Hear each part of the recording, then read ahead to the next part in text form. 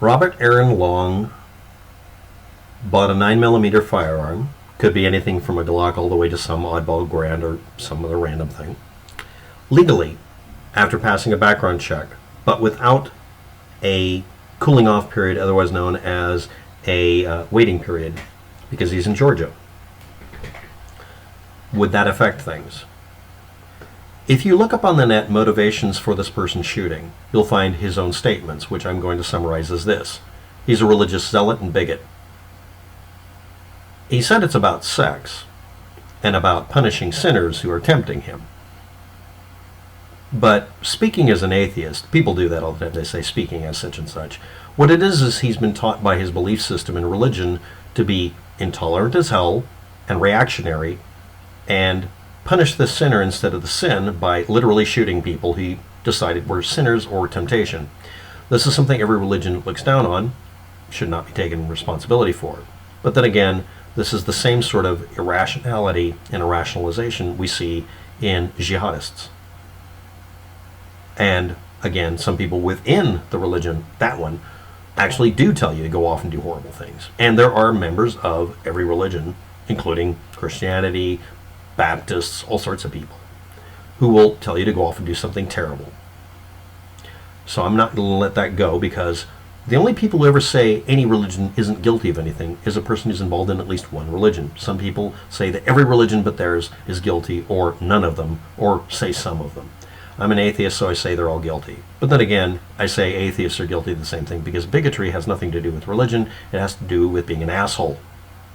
But depending on what church you're in or what group you're in, that piety will turn into indignation, self-righteous indignation. And that's what he's saying he did. Wrapping it up in being a sex addiction or whatever is not relevant. You will also find people on the internet deciding that it has to be about race, whether they're liberals, conservatives, or Chinese propagandists. Chinese propagandists are doing it for a specific reason. They're telling everybody in their own country, they don't give a shit what you and I are reading, that if you go to the United States, you will be persecuted by racists.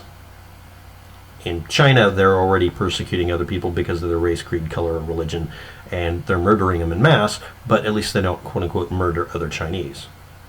Which, of course, is poppycock, because the Chinese government literally murders their own population a lot. They're equal opportunity bigots as a government. But you will see people posting faked social media postings, faked emails, faked videos, purporting to show Robert Aaron Long being anything they need him to be. You'll also find conservatives, QAnon believers, or we'll just call them Q neocons, who troll the internet saying it has to be Antifa, BLM, Democrats, Hillary supporters, everybody else but them.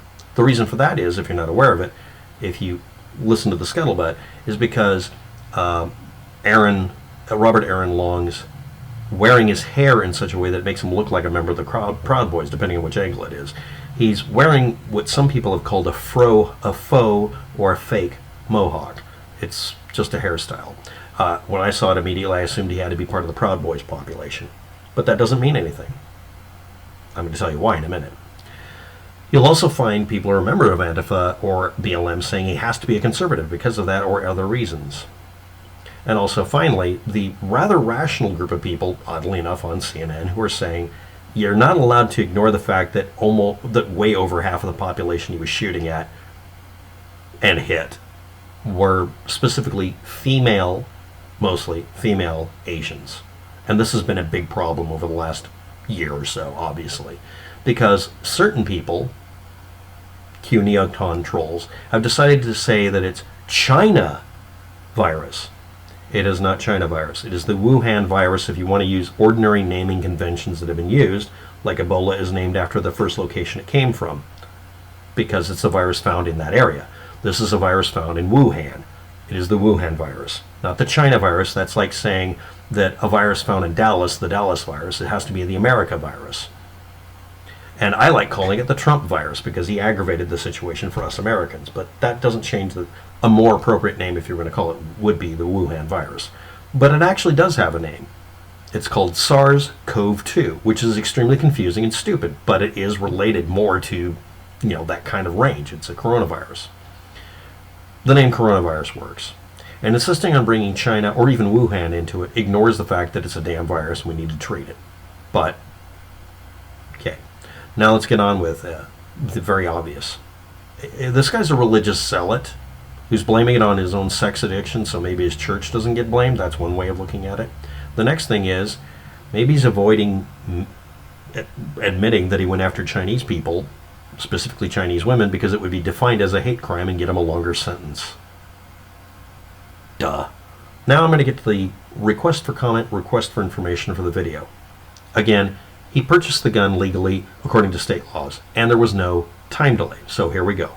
Do you believe a waiting period would have helped? Now this would be based on him having a crime of passion. It's a sudden thing.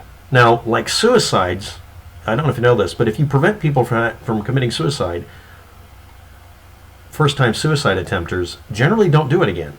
It's usually just one time. So it's worth preventing suicide because they're not chronically going to try to commit suicide. A small portion will keep trying. If you put up barriers so they can't jump onto the highway from an overwalking bridge, generally people don't try to commit suicide again. They just don't. That's why preventing it is a good idea, because it will absolutely stop them from doing it again most of the time. And with murders, lots of people have been at the end of the rope and thought of killing somebody. A lot of you have. And didn't do it. And yeah, having a delay time to getting a gun might prevent that. Okay. Let's talk about red flag laws that are not instituted in this case. The red flag law system would cause it to be part of your background check to buy a gun, even if you had no waiting period. A red flag law consisting of a database flag saying this person has social media posts talking about suicide or murder or hate crimes. Okay, that might make sense to have that in place. Do you believe that's a good idea? Now, in this case, would this have stopped him? Given the nature of the type of information we might find on social media, again, every bit of social media about this guy so far has turned out to be faked. Nobody provided the URL at the top of the screen they could have easily screenshotted, showing where they got it from. If you don't provide me a source, I don't have to believe you. And again, something you probably already read, most of the screenshots of his social media posts proving he's part of Antifa or whatever, no matter what you looked up, were faked. They were able to be determined that because someone made a stupid error, or maybe they deliberately left that in there because they were setting a trap for you on social media too. And remember, red flag laws, again, will and probably are based on your social media posts leaking what kind of person you are. Just saying. Look at what happened with the attack on the Capitol. A lot of people went back home and erased all their data because nobody arrested them and froze their data. So anyway, now we'll get to the point of the video. We're at the 8-minute mark. I've wasted your time and mine too much. I need links to authentic social media posts for our Robert Aaron Long. The ones that are supposed to be Facebook apparently are complete fakes. There's a couple of them that were from, what was it again, Instagram or something. That was apparently really him. There was also some of them from a church he was associated with, but they've been deleted. If anybody has any links to them, I don't care if it's not reachable. Do you have them? If somebody grabbed a link to one of those a year ago of him being on Instagram and posted it on Twitter or Facebook or other social media sites, some of them create a thumbnail that contains all the data in full res if you know how to trick it. That's how I get most of my information. It isn't deleted unless I say it's deleted, and even then I'm not really sure. Saying, oh, it's erased, I won't bother posting it, but I know where it was, means you don't know where it was, because I'm telling you overtly I can retrieve it. If you think it's important, I can retrieve it. Most of the time, I can't. I'm being honest here. But sometimes, I really do dig this stuff up. You'd be amazed how many weird sources. The caches on Google, and on Yahoo, and on Bing are all done in similar ways, and have different ways of doing it. The differences allow me to find it sometimes. So the RFI, RFC about this is, I need actual links to either his handle at, Satan Worshipper 666 or whatever he called himself for Instagram, Facebook, whatever, or the actual URLs, or just the content of it. Real ones, not ones that have been confirmed to be fake. And I'm going to say this flat out. If he's saying, I'm part of Antifa, or I'm part of the BLM or I'm part of the Trump organization or whatever, I'm going to be assuming that's bullshit. This is a guy who's probably posting primarily about his church and his social connections. Most of us aren't Bernie bros all the damn time, for instance. We have stuff to talk about. If I get a mundane posting that's supposed to be a Twitter account, I'm going to trust that more than something that's overtly political. And that's the other thing. Nobody's brought up what his politics are, and unless we know about that, we don't know whether or not he would have been red flagged or anything. Next, final questions. Besides providing that information, or maybe you can't, do you believe that a red flag law would have stopped him? Do you believe a time delay would have stopped him? Everyone I've looked up said that a time delay would stop him because it's the only thing that wasn't done in Georgia. But the background check passed. Just like with Paddock, unless somebody complains about you, there isn't any record.